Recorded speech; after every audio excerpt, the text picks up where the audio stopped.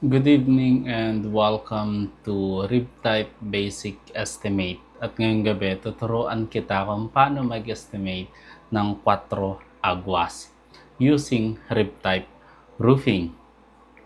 Ngayon, may dalawang method or technique ako na ituturo sa iyo sa pag-compute ng 4 agwas. Una ay yung long method na gagamit tayo ng scale or ruler.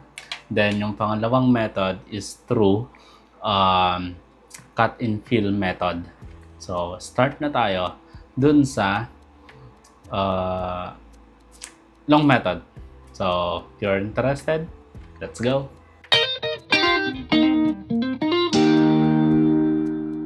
Sa pag-estimate ng 4 agwas using a scale, gagamit tayo nitong ruler. Kasi i-ano natin na 1 meter is to 1 centimeter. Yun yung magiging scale natin. Tapos may drawing tayo dito. Ito yung top view ng 4 agwas. So may lapad siya na 13 meters by 8 meters. Then yung sa ridge line niya meron tayong 5 meters. Then yung haba ng panel natin is 4 meters. Yung apat na side, 4 meters lahat yon. Ngayon,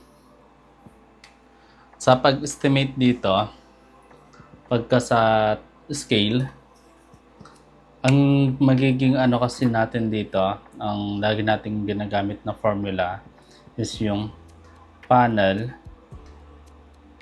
yung quantity niya is equal to width divided by effective width. Ngayon, ang mako-compute lang natin dito na width is dito sa may 5 meters. Kasi dito na part na sa may dulo is diagonal na siya. So, hindi natin siya pwedeng i-compute as dito na lapad sa 13 meters. Ang mako-compute lang natin dito sa 5 meters. So,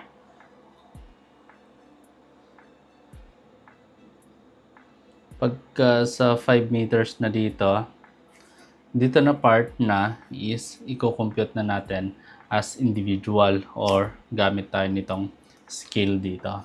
So, in here, yung effective width pala nung panel na gagamitin natin is 1.070 meter. So, effective width is equal to 1.070 meter. So, scale natin. So, as 1, 2, 3. So, 1, 2, 3.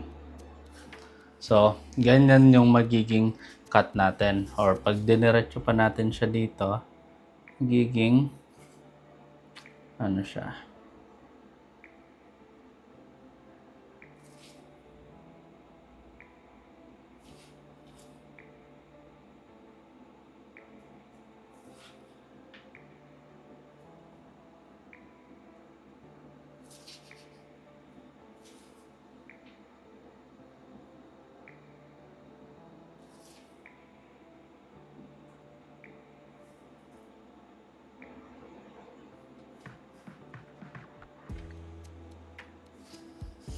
So, ganyan yung magiging cutting list ng yero natin.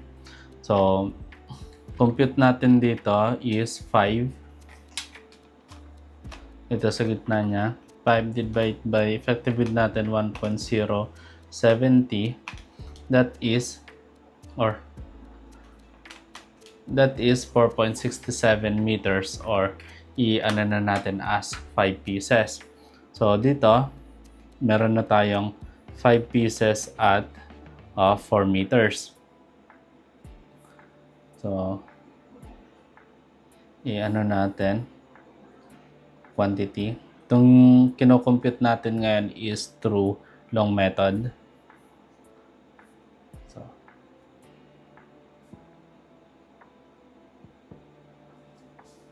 ng quantity natin, 5 dito. That is 5 pieces at 4 meters.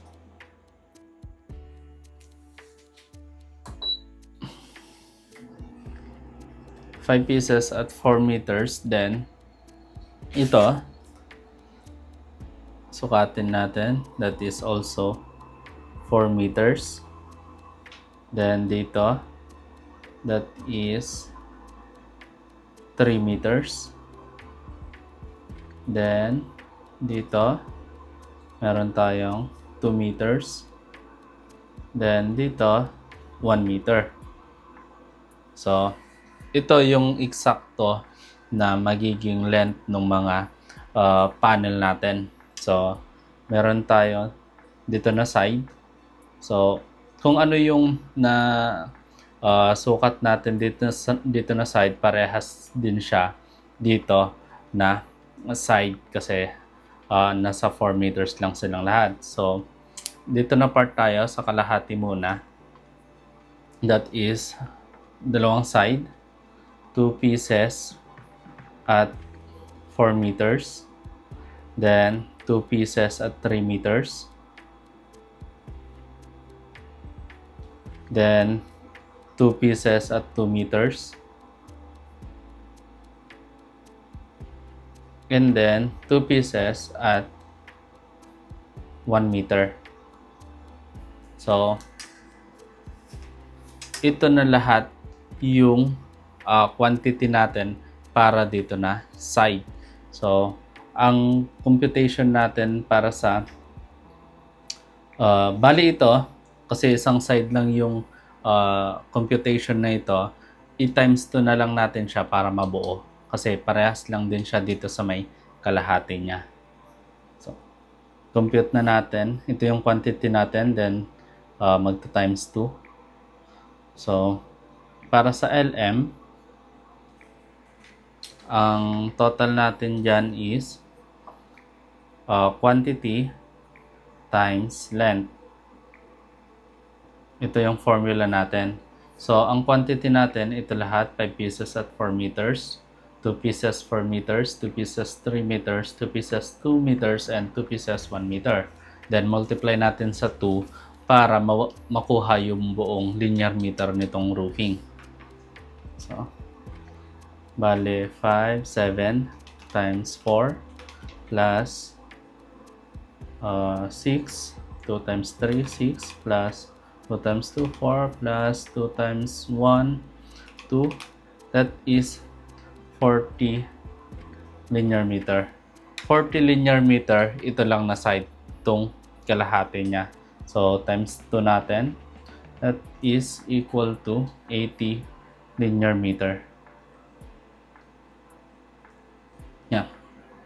Ito yung buong area nitong 4 agwas natin na may sukat na 8 by 13. So, 80 linear meter yung magagamit natin buo dito. So, check natin. 4. So, 5, 4. Then,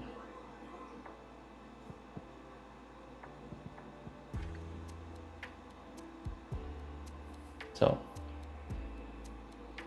pero may kulang pa. Kasi ito pala, ito na side lang. Itong dalawang ito lang. Triangle na to. So, meron pa tayo itong dalawang maliit na triangle dito. So, yung quantity natin dito, that is equal to, ganun ulit, gamit tayo nitong ruler. So, that is 1, or dito na lang. 1, 2, 3, 4. So,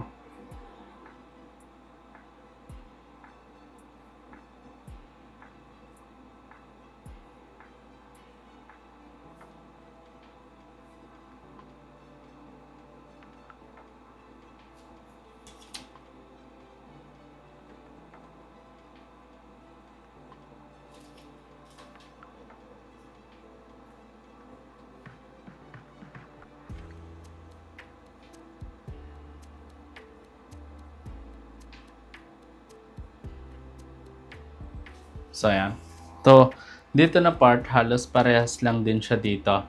So, 4 meters, then 3 meters, 2 meters, and then 1 meter. So, yun yung ano natin. Then, buuin natin ito. Meron tayong, bale, 2 pieces magkabilaan. 2 pieces at 4 meters.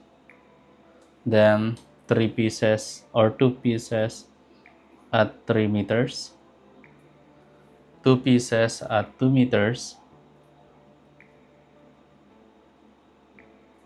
Then, 2 pieces at 1 meter. So, yan. So, magkabilaan dito, then dito, dito, and dito. So, then, ito lang na side yon. So, times pa natin ng 2 para magkabilaan. So, compute natin, ito yung LM1, then LM2 natin.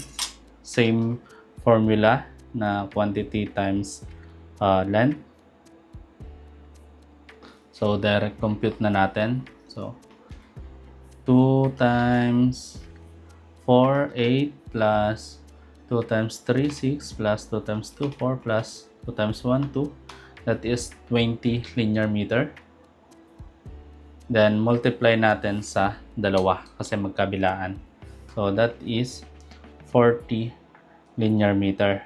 Then, compute na natin yung total na LM niya. So, total LM is equal to 80 plus 40. So, nasa 120 linear meter.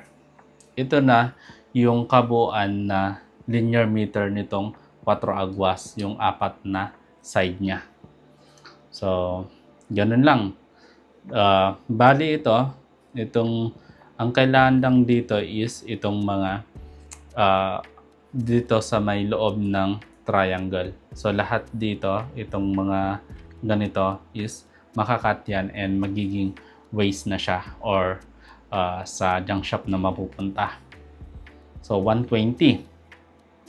Pero, mayroon pang, yan yung long method natin. So, meron tayong isang method pa ng pag-compute or pag-estimate ng 4 agwas. Yun ang tinatawag na yung short method or yung cut and fill method. So, sa pag-compute ng quantity niya, same pa rin. Quantity is equal to width divided by effective width. So, paano natin gagawin yung cut and fill method? So, ito na part, ang gagawin na natin dito is magiging, na siya, gagawin natin siyang 2 agwas kasi kung mapapansin ninyo, pare-parehas yung length niya kasi ganyan usually ang 4 agwas. Pare-parehas yung length ng bawat side. So, ang magiging na natin dyan is parang ganito na siya. Magiging 2 agwas na siya. So, 4 meters, then 4 meters. Then, 13 meters dito. And dito, magiging 4 meters or yung buo niya, that is, 4 meters, 4 meters. So, naging 2 agwas na siya. Bakit ganito yung ginawa natin? Kasi, yung cut and fill method na tinatawag, kumbaga, ito, yung kanina, diretso siya na ganyan. So, ang iniiwasan ng cut and fill method is dito na part. Kasi, kumbaga, andyan siya. Tapos, ang kailangan lang natin dito is from here to here. So, cut natin.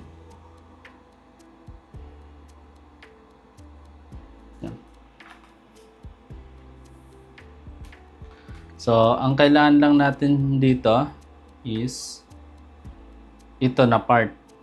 Itong maliit dito. Yan. So, ito, magiging, ano na siya, nagiging tapon na siya if ever, or kung dito na side, saan na siya? Nabaligtad. Basta. Baligtad. So, pag ganyan siya, so, ito lang yung magagamit natin, itong maliit. Then ito, magiging, so nakat na natin, then ito na part, magiging, ano na siya, pupunta siya sa kabilang side. So, nakaganyan siya, then ito na part, dito na siya mapupunta sa side. Yun yung tinatawag na cut and fill. So, next natin, dito, so, ang kailangan lang natin from this part to this part. Oops.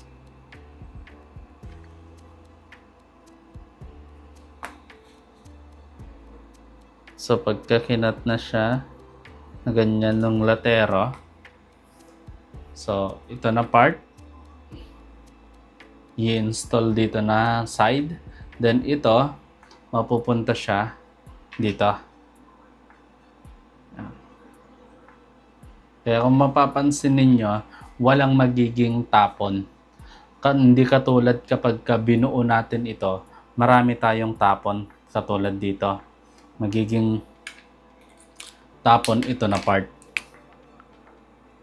Ito na part, magiging tapon tong mga ito. Hindi na mapapakinabangan.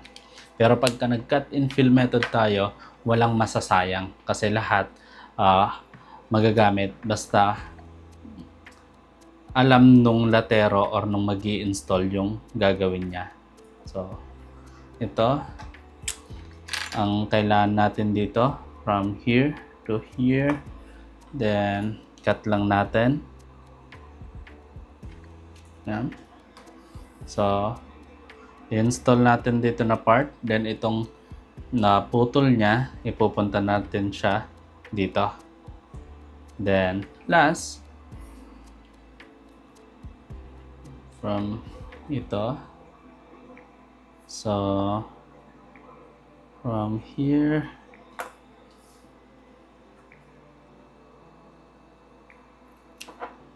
so, yun. And then, itong putol niya na maliit na ito, mapupunta na siya dito. So, ganun yung tinatawag na cut and fill method. Yung nag-install ka dito na part, then, kasi puputulin ito, guguntingan gamit yung metal cutter. So, yung magugunting, pupunta mo dito sa kabila. Same thing kapag andito ka na part.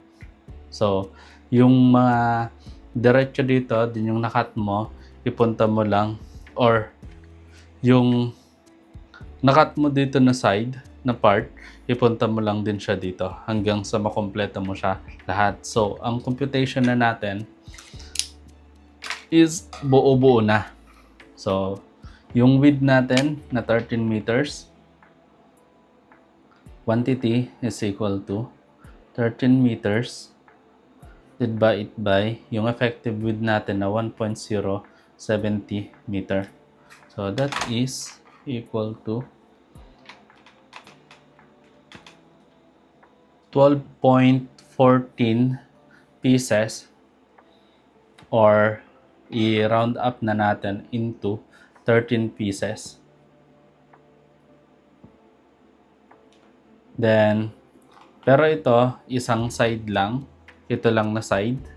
So, i-times 2 pa natin para maging kabilaan. So, that is 26 pieces. Pero kung gusto nyo ng mas matipid pa, kasi kung napansin nyo dito, 13 divided by 1.070, that is 12.14 pieces. So, halos magwa 1/4 lang yung sobra. Pwedeng habulin nyo na lang siya nung end flashing natin. Or, instead na 26 pieces yung ilagay natin, magiging 25 na lang. So, yung isang piraso ang gagawin na lang doon kasi halos 24 pieces lang kasi 12.14. So nasa halos 1/4 lang yung magagamit. Round up natin into half. So yung isang piraso paghatian na lang nung magkabilang side. Pwedeng ganon. Pero kung gusto niyo ng medyo mas safe, 26 pieces. Pero sosobra kayo niyan ng isang piraso. Depende na lang sa mag-install kung i-maximize niya. So, 26 pieces yung quantity natin. Then, LM is equal to quantity times length. So, ang pieces natin, 26 times length natin, 4 meters. That is total linear meter natin is 26 times 4. That is 104 LM. Yun. So, yun yung ang kagandahan ng cut and fill method sa long method. Mas malaki yung matitipid mo sa piraso, sa quantity ng panel at saka sa linear meter niya.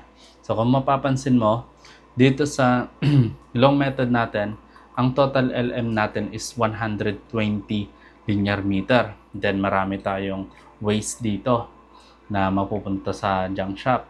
Pero pagka sa cut and fill method, ang total linear meter mo lang is 104 linear meter. Nakatipid ka ng 16 linear meter dahil dun sa ginawa natin na pagkinat, ipunta natin dito sa kabila. Yun yung maganda sa cut and fill method.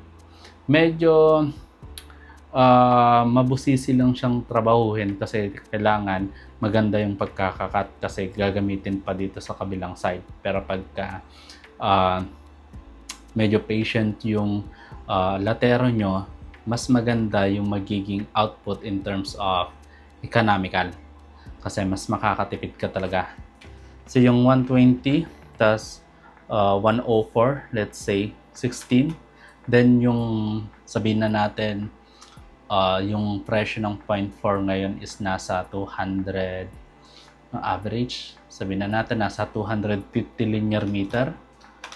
250 per linear meter. So 16, makakatipid ka ng 4,000 pesos pagka nag-cut and fill method ka.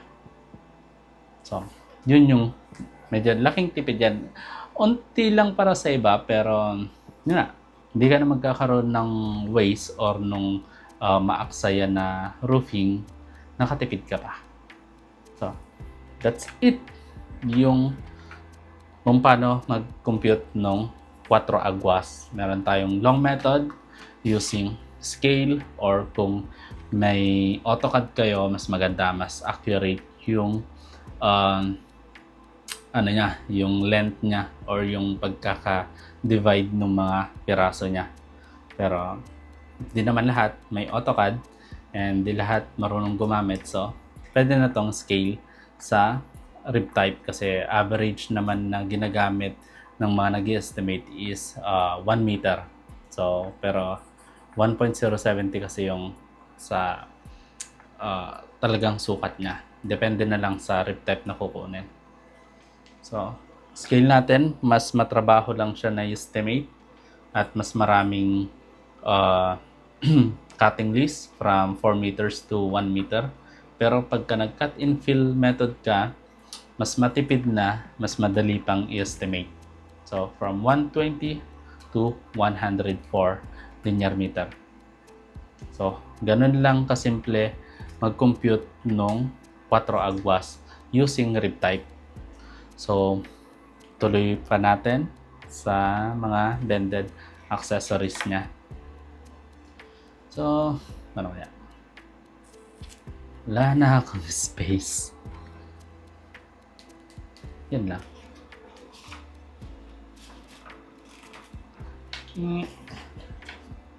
Sige, ito na lang. So, compute natin yung kanyang bended accessories naman. So, sa bended, Ang formula natin dito is para sa quantity is equal to length divided by effective length. So, length natin, i-compute natin isa-isa. So, identify natin yung mga magagamit na bended accessories. Sa 4 agwas, 2 lang yung magagamit natin.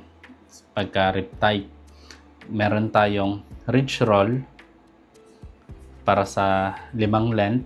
Ridge roll dito, ridge roll, and ridge roll. Then, 4 na side ng gutter. So, may gutter tayo dito. Gutter, and gutter. So, compute natin. Formula natin is length divided by effective length. Then, ang effective length natin para sa standard na bended accessories is 8 feet.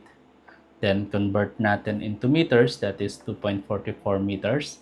Pero hindi pwede na magkalapat lang siya na ganyan. Kailangan meron siyang lapping at least 10 cm. So, effective length natin, less 10 cm sa 2.44, that is 2.34 meter. So, yun yung kukompute natin. So, start tayo sa ridge roll dito sa taas. 5 divided by 2.34, that is 2.13 pieces. Pero sa pag-round up, by 1/4 lang yung round up natin. 1/4, 1/2, 3/4, and whole number. Or 0.25, 0.5, 0.75, and 1. So, 2.13, that is 2 and 1/4. Then, dito, ng part, wala tayong sukat, pero pwede natin yan kunin by Pythagorean theorem. So, pag mag-Pythagorean theorem tayo dito, so kaganyan siya, triangle. So dito na part sa height niya, that is 4 meters. Then dito, that is also 4 meters. Kasi 8 meters dito, divide 2, that is 4 meters also. So ang formula nung natin, Pythagorean theorem, that is equal to, or ito yung wala. So a squared plus b squared is equal to c squared. Pero ang kailangan natin yung c. So, c natin is equal to square root of a squared plus b squared. So, lagyan natin ng value.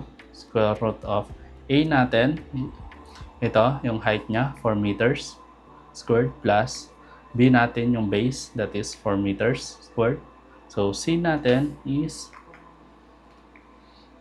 4 squared plus 4 squared, that is 5.65 meters or 5.66 meters. So, 5.66 meters. Then, yun na yung length natin. Multiply natin siya into, or divide natin siya into 2.34 na effective width. So, 2.41 pieces or 2 and 1/2. So, 2 and 1/2, 2 and 1/2, 2 and 1/2, and 2 and 1/2. So, na-compute na natin lahat ng ridge roll. Transferred na natin siya dito na side. So, ridge roll natin, that is 2.25 plus 2.5 times 4. That is 12.25 pieces, or round up pa natin into whole number na 13 pieces. Pero kung medyo matipid ka naman kasi maraming sobra dito, may mga nagpasobra na tayo kasi nag-round up tayo, pwedeng gawin mo na lang siya as 12 pieces kasi 1/4 na lang yung sobra niya. Pero depende na pa rin yan sa mag-install. Pero ang recommend ko siguro as 13 pieces na lang kasi mas mahirap or mas maganda na lang yung susobra ka ng isa kaysa magkulang ng isa kasi matagal ang production minsan. Ito. Next natin is yung mga outside gutter niya. Outside gutter, length 13 divided by 2.34. Effective length, that is 5.55 pieces, or round up natin into 5 and 3/4. So, 5 and 3/4 din dito sa kabila. Then, ito, 8 divided by 2.34, that is 3.41 or 3 and a half. 3 and a half. So, transfer natin. 3.5 times 2 plus 5.75 plus or times 2. Okay. That is 18.5 or round up natin into 19 pieces. That's it. Dalawang bended accessories lang usually yung ginagamit sa 4 aguas.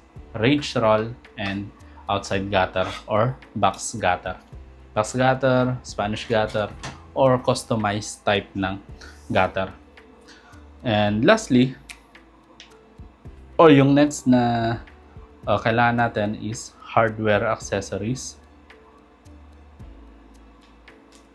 Ang magagamit natin dito is text screw na 12 by 55, blind rivets na 532 by 1/2, silicone sealant, SS, touch-up paint, and then underbody coating. So, formulas natin. Start tayo dito sa text screw. Ang formula natin dito is LM times constant divided by purlin spacing. So, LM natin, ang gamitin na lang natin is dito sa may cut and fill method na 104 LM. 104 times N natin is dalawa yung pwedeng gamitin. Pwede tayong gumamit ng full text orientation, yung lahat ng rib niya is lalagyan natin ng text screw, or diamond orientation, yung may pagitan yung mga text screw. Meron kang part ng rib na hindi bubutasan para nakaganyan siya. Diamond type. Dito sa gitna, di mo na siya lalagyan ng text screw. So, ma-recommend ko para sa akin is diamond type orientation. So, ang N natin doon is 3.5 yung constant. Pagka full text naman, times 5. Then, purlin spacing, standard, 60 cm or 0.6 meter. Then, compute natin. 104 times 3.5 divided by 0.6. That is 606 pieces plus 25 na factor of safety para sa mga defect or makuhulog na mga text screw. So that is 632 pieces ng text screw. Next natin, blind rivets. Ang formula natin dito is quantity ng bended times 25. Yung 25 nito, ito yung constant na or average constant na ginagamit ko sa lahat ng sizes ng bended accessories. Pero kung gusto niyo ng mas accurate, ilagay ko na lang sa description yung mga constant depende doon sa size ng bended ninyo. So, total quantity ng bended natin, that is 13 plus 19, 32 pieces times 25. That is 800 pieces, then plus 25 tayo para sa mga defect or mga mahuhulog. So, 825 pieces. Then, silicone sealant, quantity ng bended divided by 5. 5 yung ginagamit ko na constant. para sa lahat ng sizes. Pero sabi ko nga, kung gusto nyo ng mas accurate na computation, lagay ko na lang sa description yung constant ng bawat sizes ng bended accessories. Pero para sa mabilisan, tsaka hindi mo na kailangan i-memorize lahat ng constant, average ko is 5. So, 32 divided by 5, that is 6, or 32 divided by 5, 6.5, or 6.4, or that is 7 tubes. Then, touch-up paint, LM ng panel divided by 150 constant plus quantity ng bended divided by 30 constant din. So, LM natin is 104 divided by 150 plus quantity ng bended 32 divided by 30. Compute natin 104 150 plus 32 divided by 30. That is 1.76 can or 2 cans ng touch-up paint. Then underbody coating natin, ang formula, itong underbody coating ginagamit ito sa gutter. Sa lahat ng klase ng gutter, additional protection kasi yung sa likod ng gutter, either valley gutter or inside gutter, outside gutter, sa likod nun is back coat lang. So kailangan natin ng additional protection para mas tatagal yung service life ng gutters natin. Formula doon is quantity ng gutter times lapad ng gutter or width times length ng gutter. Divide by 15 na constant. So, quantity ng gutter natin is 19 pieces times yung width niya, usually na width ng mga outside gutter sa 2x10 na fascia board is 24 inches, or convert natin into metric, or metric, that is 0.60 meter times yung length ng gutter natin, that is 8 feet. Convert natin sa metric, that is 2.44 meter divided by constant na 15. So, compute natin. That is 1.85 cans ng underbody coating, or round up na natin into 2 cans. So, yun yung mga hardware accessories na magagamit natin para sa 4 agwas. Tech screw na 12x55, 632 pieces. Blind rivets, 825 pieces. Silicone sealant na 7 tubes. Touch-up paint na 2 cans. And underbody coating na 2 cans. And lastly, sa insulation,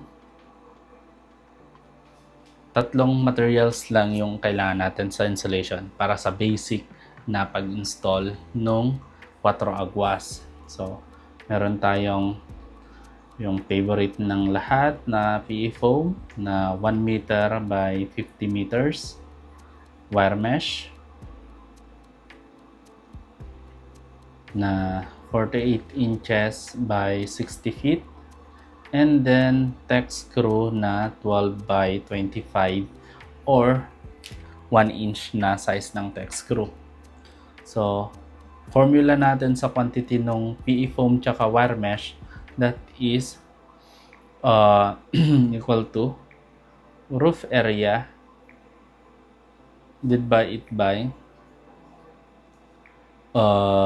insulation area or PE foam area.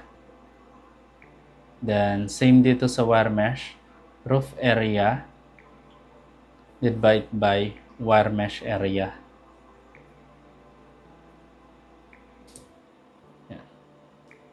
So, compute natin, roof area natin, that is dito, 8 meters, or yung LM na lang yung gamitin natin. So, saan na ba yun? Yeah, 104 LM. divide by insulation area natin na 50 square meter, pero kailangan natin ng at least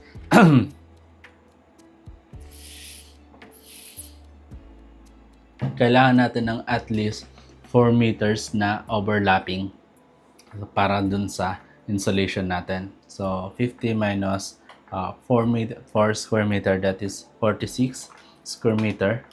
So meron tayong 2.26 rolls ng PE foam or 2.5 kasi merong nag-supply ng kalahati lang. Pero kung wala, round up natin into 3 rolls. Pero ito natin is 2.5 rolls. And then sa wire mesh, ganun din, 104 roof area divided by wire mesh natin. Ang area para sa 48 inches by 60 is around 8 or nagre-range sa ng 18 to 25 square meter. So, pero ang ginagamit ko is 18 lang. So, that is 5.77 rolls or 6 rolls nung wire mesh. And then, para sa tech screw, quantity ng insulation or PE foam times 50. 50 yung magagamit na tech screw para sa isang rolyo ng PE foam. So, 2.5 times 50, that is 125 pieces ng insulation or ng tech screw na 1 inch. So, ganun lang kasimple.